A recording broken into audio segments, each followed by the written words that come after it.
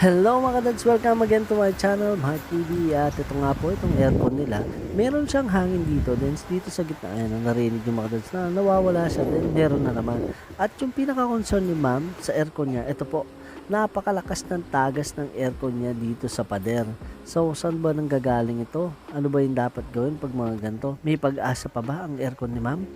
So, sa video nito mga kadads, ay tatalakayin natin yan. So, tara mga kadads! Let's go!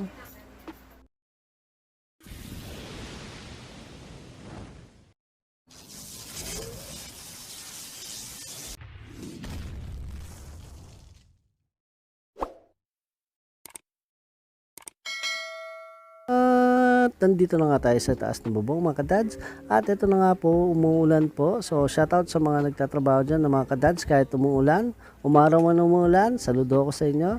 So ang gagawin natin mga kadads ay ipapump down natin si Matrix. So iniintay lang natin umandar yung outdoor niya. At kung napapansin nyo mga kadads, ito yung piping nyo, yung mga copper tube na wala na po siyang balot. Ano ba ang magiging epekto sa aircon kapag yung mga copper tube walang balot o insulation?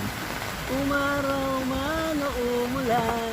At balik na nga tayo sa topic mga dads. Ano nga ba talaga yung epekto kapag walang insulation ng mga copper tube? Or mas maganda sabihin ko siguro, ano ba yung trabaho ng insulation sa isang aircon natin? Una mga dads, ito yung pumipigil sa moisture para maiwasan natin yung leak, lalo kung dumaan sa kisame or nag-flare tayo dun sa loob ng kwarto mga kadads sa indoor natin. Pangalawa mga kadads, ito yung nagkikip, nagpapanatili, nagpe-prevent ng refrigerant na cool niya, yung totally cooling niya, na dumadali sa mga tubo papunta sa indoor natin. Kapag wala kasing balot yan, lalo na kung direct sa sunlight, mapapansin nyo na parang umihina yung lamig ng aircon natin or hilaw mga kadads. So ito po yung mga major na pinaka trabaho ni insulation foam. Moments later. At ito na nga mga kadads, pagtanggal ko pala ng cover nitong mga tornillo, ayun, napansin nyo na napakabilis yung tulo ng tubig. Ibig sabihin marami pa siyang pondong tubig dyan sa likod. So saan kaya nang galing yan? Naku po, masasolve kaya natin to.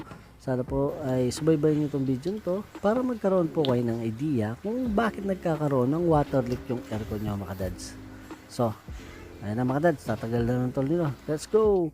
At ito na nga mga dads, pagtanggal natin ng indoor unit natin, ayun po yung bumungad sa atin mga dads.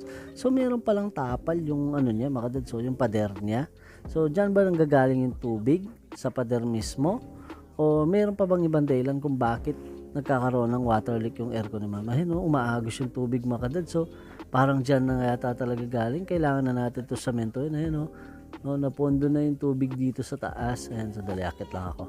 So, medyo nahirapan lang mga dads. Malaki yung tiyan ko. At ito na nga pag-akit natin mga dads. Ayun, no? So parang pinagpatong-patong lang siya ng samento. So si ma'am kasi nagulat din. Bakit daw ganyan yung sa likod niya? So hindi niya alam na ganyan. Parang hindi naman siya window type dati. Kasi bakit kakonti lang yung butas niya? So possible ba mga dads na dyan ba nanggagaling yung leak niya? So kung may idea kayo mga dads, please comment below. Ito ay aking babasahin at pupusuan. At syempre kung bago ka lamang sa aking channel, huwag mong kalimutan mag-subscribe. Then click the notification bell para updated ka sa ating mga bagong videos. At syempre kung nagugustuhan nyo itong video nito, ay huwag nyo naman kalimutan i-like ang ating video. Ay napakalaking tulong na ito sa ating channel. So, papalinis na natin kay John John! Alright! So, tara mga dads! May ipapakita lang ako sa inyo dito habang pinupunasan ni partner yan. So tara mga dads, let's go! Finally mga dads, at ito na nga po, naibaba na natin siya.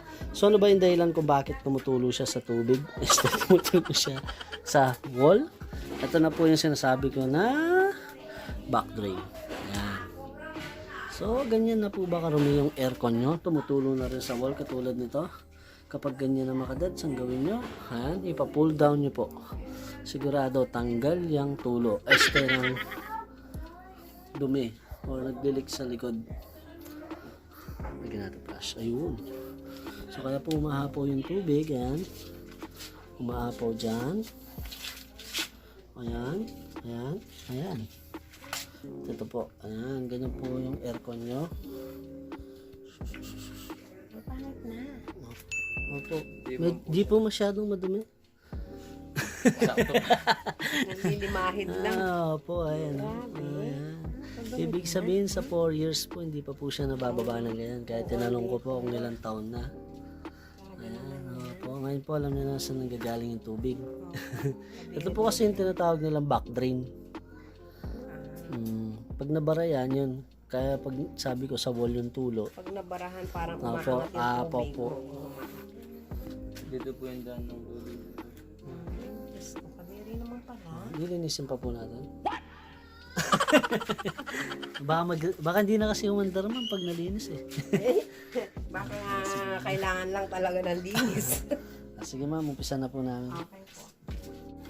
At ayun na po yung mga nakalas natin. Ayan o. Ayan, kaya wala po siyang hangin. Ayan, ayan. Lumangapong na po.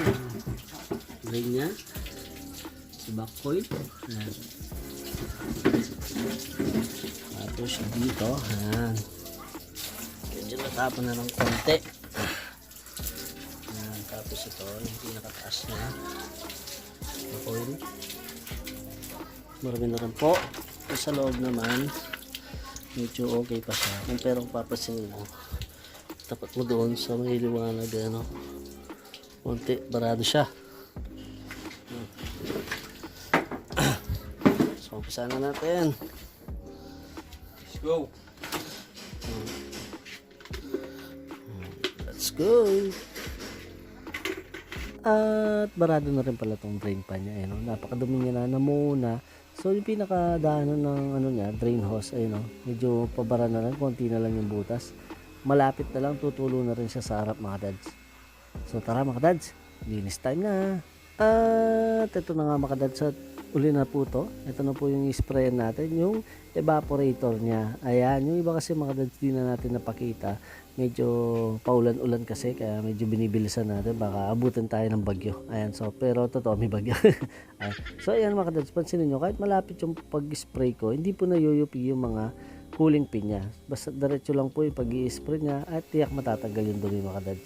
Ayan, at ito mga dads, papakita ko lang sa inyo. Kapag ganyan, huwag nyo lang spray ng diretso na ganun. So spray nyo siya ng ganito, ng patagilid. Para yung dumi mga dads, tumalsik ka agad. Huwag nyo siyang i-spray ng diretso. Yung dumi niya kasi nun, papasok lang uli sa coil natin. Dapat ganyan mga dads na spray mo siya ng patagilid. At finally mga dads, at natapos na natin sa linisan. Ayan po yung final cleaning natin mga dads. Ayan. Kinakalas po natin ng ganyan. So pag pull down po mga dads, sasaan nyo na ganyan po ang gagawin nila sa aircon nyo. Pag babaklasin nila ng isa para malinis po lahat ng kasulok-sulukan na mga dads. At ito na nga mga dads sa problema ko. Ayun, nagkaroon pa rin siya ng leak. Pero paano to? Pero kung pakakatingnan mo mga dads, medyo ano lang, hindi lang kuha ng cellphone ko, pero ito, ayan, kung mapapansin mo pag punas ko ng mga dads, ayan, tingnan nyo na lumalabas sa pader yung leak nya. Ayan tumutulo siya mga dads, kita ba? Ayan, lumalabas siya sa biyak ng pader mga dads. Ibig sabihin kapag mga ganyan, hindi na sa aircon nagmumula yan. So pondo yan doon sa tumulo dati. So mga ilang minutes or hours matatanggal din yan paunti-unti mga kadadsaya. So siyempre pinakita na rin natin kay ma'am na ganyan po yung sitwasyon niya, na baka kasi pag alis natin, ay tumutulo pa yung aircon, back job, patay, babalik na naman tayo. Dito pinakita natin kay ma'am na lumalabas talaga sa pader yung leak niya. Ayan mga kadads, pagpunas natin, kita ba sa camera? Ayan nakita nyo mga dads na ibig sabihin goods yung ginawa natin, wala siyang leak. So okay na tayo mga dads, tara let's go. At ayun na nga mga dads, finally nakapag pull down na tayo. At yun na nga po, hindi na natin masyado napakita yung mga ginawa natin, kung paano magsara ng bulb, paano magpakawala. Pero meron tayong video dito na konektado dun sa pull down natin, kung paano siya i-pull down ng tama. So ilalagay ko na lang sa description ng video to. So, pwede nyo siyang i-play doon pagkatapos ito. At ayun na nga mga dads, kapag nagkaroon ng leak yung mga aircon nyo, depende yan sa leak kung saan nanggaling. Kung nanggaling yan doon sa lower o doon sa air swing, possible yung drain pan, yung may bara, yung drain hose nya. Pero kapag sa mga pader, dalawa lang yung pwedeng dahilan ng pagka-leak nyan. Pwede yung, yun, katulad nun mga dads, yung back drain nya, barado na, kaya umaapaw kapag nagmo-moist yung mga tube natin, and bis na tumulo doon sa drain pan, tumutulo na sa pader, so umaapaw na.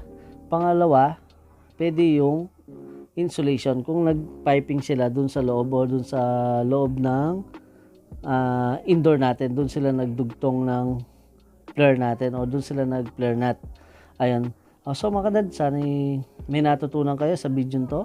At ako pala mga kadad, sa yun, sinasuggest ko kapag may ginagawa kayo, ayun nakita nyo, ganun, i-explain nyo kay ma'am or sa customer natin para maintindihan nila kung bakit nagkaroon ng ganun. Ayun, katulad nun, bakit naglilik, sabi niya, ayun nakita niya na umaapaw. So at least nagiging panatag yung mga customer natin na alam or tama yung ginawa nating desisyon na i-pull down yung aircon. Siyempre mga dads, bago natin tapusin ang video to, so kung bago ka lamang sa akin channel, ay huwag mong kalimutan mag-subscribe at click ang notification bell para updated ka sa ating mga bagong videos. At siyempre kung nagustuhan nyo itong video to, ay huwag nyo kalimutan ni-like ang ating video, ay napakalaking tulong nito sa ating channel. So tara mga dads, see you in my next video! Ha! God bless!